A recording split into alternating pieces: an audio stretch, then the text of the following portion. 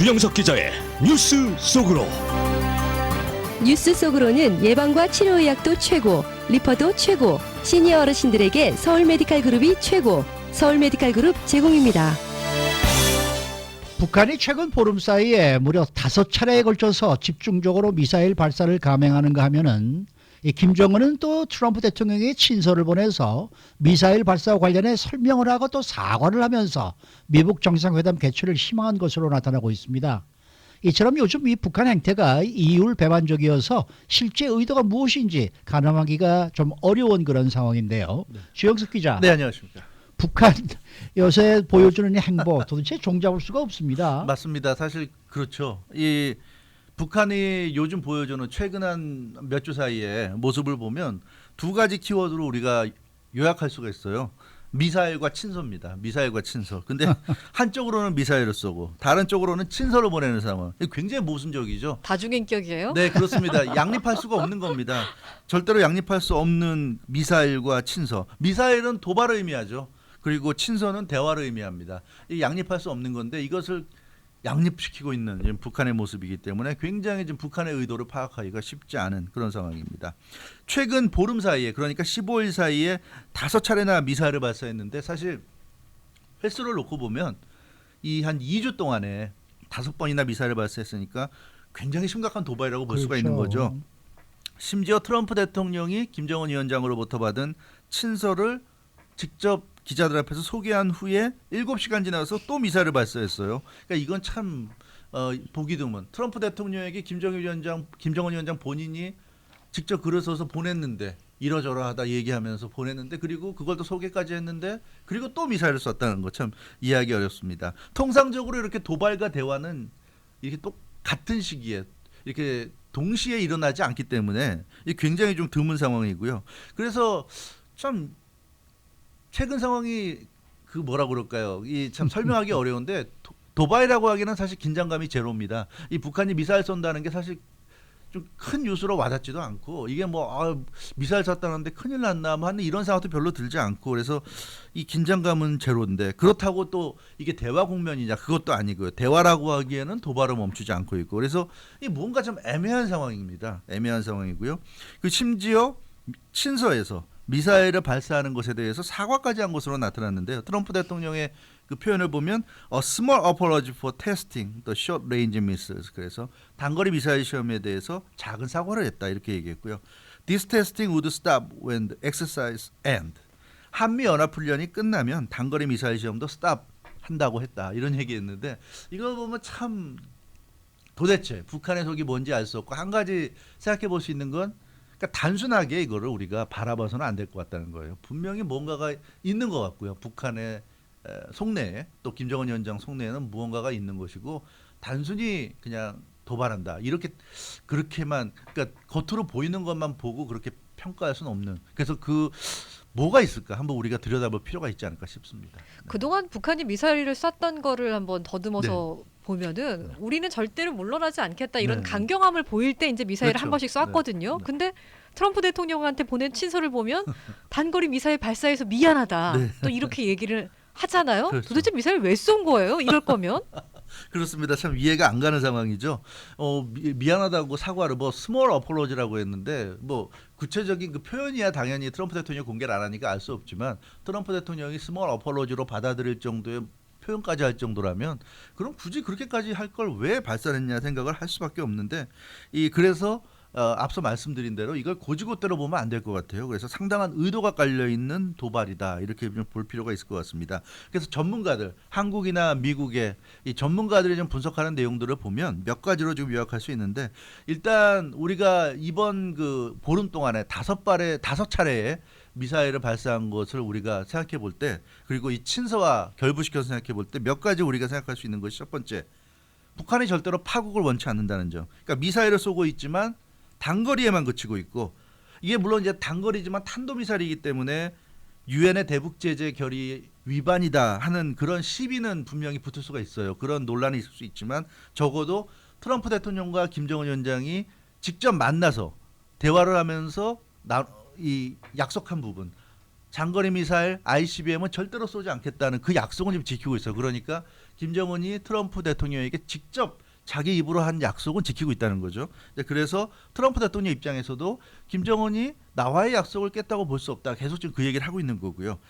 그리고 그래서 결국 북한이 도발한다고 하지만 굉장히 그 냉정한 계산이 깔린, 그러니까 미국과의 관계를 그 깨트릴 수도 있는, 잘못될 수도 있는 그 선을 넘지 않는, 그러니까 선이라는 말이 요즘 참 유행하는데 그 넘어서는 안 될 선을 잘 지켜가면서 지금 도발하고 이렇게 볼 수 있고, 또 하나는 비핵화 협상입니다.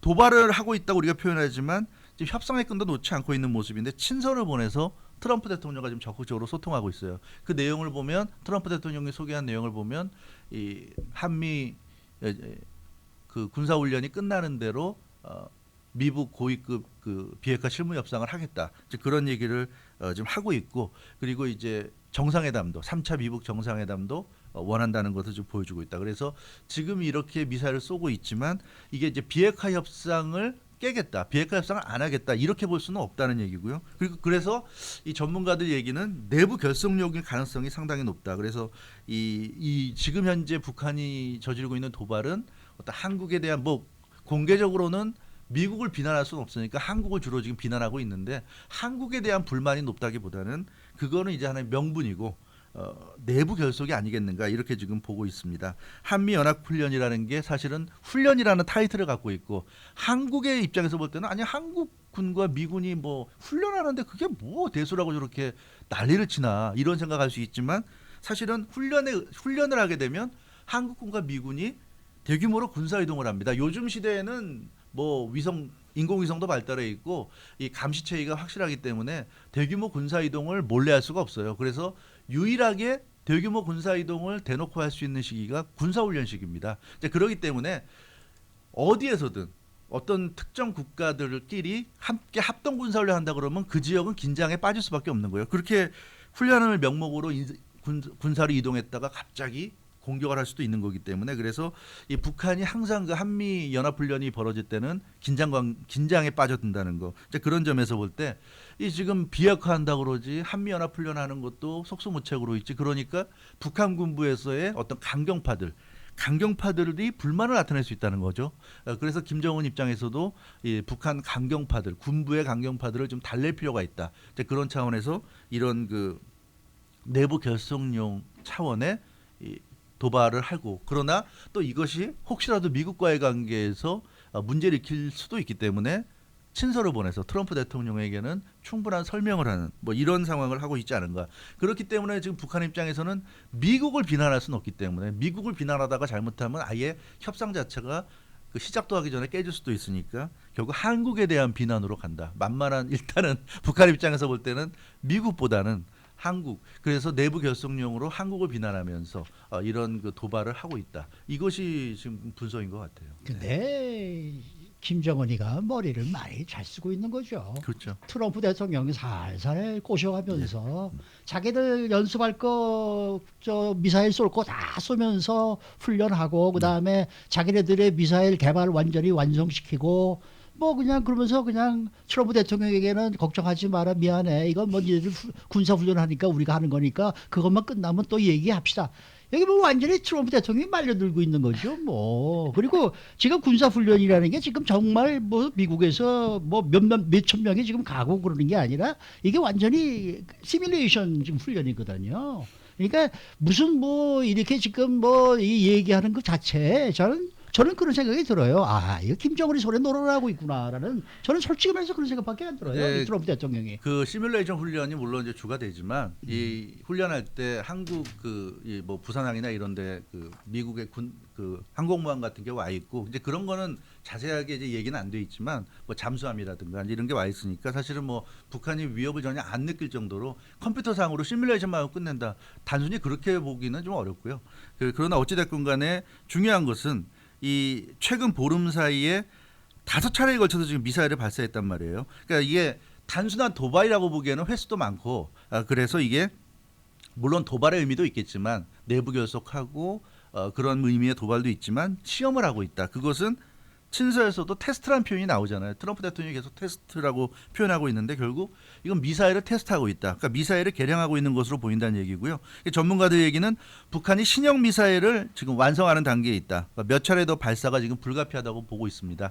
근데 이제 친서에서 한미연합훈련이 끝나면 더 이상 안 한다고 했기 때문에 아마 한미연합훈련이 끝나기 전에 이제 마무리한다는 그런 언지를 준 것 같고요. 근데 여기서 흥미로운 해석이 뭐냐면, 그러니까 최근에 이런 그 흐름을 볼 때 김정은이 비핵화 결심을 굳히고 있다. 지금 이런 해석이 나오고 있어요. 그게 어떤 의미냐면 북한의 가장 큰 무기이자 어떻게 보면 유일한 무기가 핵무기입니다. 북한이 재래식 무기는 한국과 비교해도 워낙 올드한 거고 그래서 사실 많이 질적인 측면에서 떨어지고 그래서 핵무기가 없다고 한다면 그렇게 위협스러운 존재라고 할 수는 없다는 얘기죠. 그래서 핵무기를 지금 포기해야 되는 상황인데 그런 상황에서 북한 입장에서는 재래식 무기만 가지고 있기엔 너무 불안하고 따라서 이렇게 보름 동안에 5차례 이렇게 계속 미사일을 발사하면서 좀 요란을 떨면서 신형 무기를 과시하는 거죠. 우리가 비록 핵무기는 이제 비핵화 협상을 해서 포기하게 되지만 우리 나름대로의 또 이런 단거리 미사일일지언정 우리가 또 이런 게 있다. 그래서 만약에 우리를 가만히 안 두면 뭐 미국까지는 못 쏘더라도 한국이나 일본이나 주변 국가들을 향해서 쏠 정도는 된다. 뭐 이런 어떤 이 과시하는 거죠. 그러니까 자기들이 이빨 빠진 호랑이가 아니라는 거 그런 거를 좀 과시하는 차원에서 대외적으로 자신들을 무시하지 말라는 것 그리고 앞서 말씀드린 대로 대내적으로는 강경파들 북한 내에도 강경파가 있는데 그런 군부의 강경파들을 달래는 차원 비핵화한다는 것에 대해서 북한 강경파들도 당연히 싫어할 겁니다. 그래서 그런 강경파들에게 비핵화를 하지만 또 이런 우리가 무기를 갖고 있다 이런 거 이제 보여주는 거죠. 그래서 북한이 이렇게 신형 미사일을 테스트하고 계속 도발하는 게 이 전문가들의 그 해석을 보면 이것이 오히려 비핵화로 가는 신호로 보인다. 그러니까 핵무기를 버릴 경우에 북한도 최소한의 자기들이 또 어떤 손에 그걸 대체할 수 있는 무기가 좀 필요하지 않느냐는 거죠. 그런 차원에서 오히려 지금 북한의 행보는 비핵화로 가는 신호로 볼 수 있다. 이런 또 흥미로운 해석도 나오고 있습니다. 저 김정은이 뭐 친서에서 언급했던 것처럼 이제 한미 연합군사 훈련이 끝나면 네. 우리 뭐 만나서 대화하자. 그렇죠. 그대로 이어진다면은 뭐 미국 고위급 실무 협상 네, 그리고 또 열리죠. 정상회담이 또, 추진이 가능성이 될 것 있죠. 네. 같은데 네. 이번에는 안 깨지고 그대로 진행이 잘 될까요? 사실 네. 그게 그렇죠. 그동안 뭐 정상회담도 2번 했었고요. 네. 뭐 DMZ는 안 친다고 하지만 어쨌든 그거까지 치면 3번 만났고요. 그리고 실무회담도 많이 했는데 지금까지 명확한 결과가 안 나왔어요. 완전한 비핵화라는 이제 말만 나왔지. 그 결정적으로 뭐 진행되는 게 좀 없습니다. 그러다 보니까 만나봐야 실무급이 만난들 또 트럼프 김정은 두 사람이 만난들 또 뭐가 되겠냐 그러다 말겠지 뭐 이런 얘기를 할 수 있는데 그런데 좀 미국의 스탠스가 좀 바뀌었어요 최근에. 그게 좀 기대를 걸 만한 겁니다. 예전에는 CBID 완전한 비핵화 그래서 완전한 비핵화 아니면 절대 안 된다. 완전한 비핵화 아니면 대북 제재 절대로 안 풀어준다 이런 이제 얘기였는데 결국은 해보니까 협상해보고 해보니까 사실 현실적으로 하루아침에 완벽한 비핵화를 한다는 게 불가능하잖아요. 당장 미국과 북한이 만나서 합의를 해서 그래 북한이 우리가 완전한 비핵화 한다 해도 그럼 뭘로 준비할 겁니까? 결국 하루아침에 안 되는 거예요. 합의를 해도 북한이 핵무기를 다 폐기하고 핵시설을 다 폐기해도 그걸 또 검증을 해야 되고 결국 그러니까 단계적으로 밟아나갈 수밖에 없다. 그래서 민주당이나 언론들이 처음에는 트럼프 대통령이 김정은 위원장 만나고 하는 것에 대해서 굉장히 비판적이었지만 최근에는 시각이 지금 달라지고 있어요. 현실적으로 갈 수밖에 없다. 조 바이든, 버니 샌더스, 엘리자베스 워런 이런 그 민주당의 유력한 대선 주자들 10명이 최근에 설문조사에 응답한 것을 보면 단계적인 비핵화를 지지한다고 했습니다. 그래서 민주당 후보들의 지금 얘기도 보면 기본적으로 트럼프 대통령이 북한과 대화하는 것은 올바른 방향이다 이렇게 대답했고요. 내년 대선에서 그 자신이 대통령이 된다면 북한과 이런 그 단계적인 비핵화를 계속 추진하겠다 이런 뜻을 지금 밝히고 있습니다. 그래서 이렇게 본다면 내년 대선에서 트럼프 대통령이 재선을 하게 되면 뭐 당연히 본인의 그 기조대로 가겠지만 만약에 민주당 후보가 당선된다면 트럼프 대통령이 내려온다면 완전히 또 남북 관계 뭐 북미가 미북 관계 이런 게 달라지지 않을까 좀 걱정도 했는데 아마 민주당 후보가 돼도 지금의 트럼프 대통령의 기조를 계속 가져갈 가능성이 있다. 그렇게 보면 북한이 의미 있는 핵 폐기 예를 들어서 뭐 영변 핵시설 폐기하고 플러스 알파로 추가적으로 미국이 알고 있는 몇 가지들 폐기하면서 비핵화를 하게 된다면 미국도 거기에 더해서 대북 제재를 완전히 풀어주지는 않지만 일부를 해제해주고 그러면서 남북 간의 경제 협력도 가능해질 수 있고 이런 가능성 그러면서 점점 더 북한도 비핵화라고 하고 미국도 조금씩 더 풀어주고 이런 쪽으로 갈 가능성이 있지 않을까 그런 생각이 들고요. 적어도 트럼프 대통령이 지금 보여주는 모습을 보면 김정은에 대해서는 일관된 것 같아요. 적어도 김정은이 비핵화를 하려는 의지만큼은 확실히 있다 그렇게 좀 보고 있는 것 같습니다. 만약에 그렇지 않다면 트럼프 대통령이 김정은에게 계속 이렇게 호의적인 태도를 보일 이유는 아무것도 없어요. 트럼프 대통령 입장에서는 뭐 김정은한테 아쉬울 것도 없고 그래서 그런 것을 보자면 적어도 그런 판단을 하고 있는 것으로 보여지고 있고요. 그렇기 때문에 물론 뭐 지켜보긴 해야 되겠지만 지금 나타나는 여러 가지 신호들 북한이 도발을 계속하고 있다. 이게 그런 도발 그 자체만 보면서 뭐 북한이 이제 또 뭐 상황을 또 안 좋게 끌고 간다 그거보다는 오히려 큰 변화가 있을 것 같은 이제 그런 느낌이 있고요. 그 전에 어떤 분위기를 다지는 그런 차원의 어떤 도발이 아닌가 좀 그런 느낌이 들어서 이 한미연합훈련이 끝나는 즉 이후의 상황이 상당히 좀 주목된다 이렇게 말씀드릴 수 있을 것 같습니다. 예, 잘 들었습니다. 주영석 기자였습니다.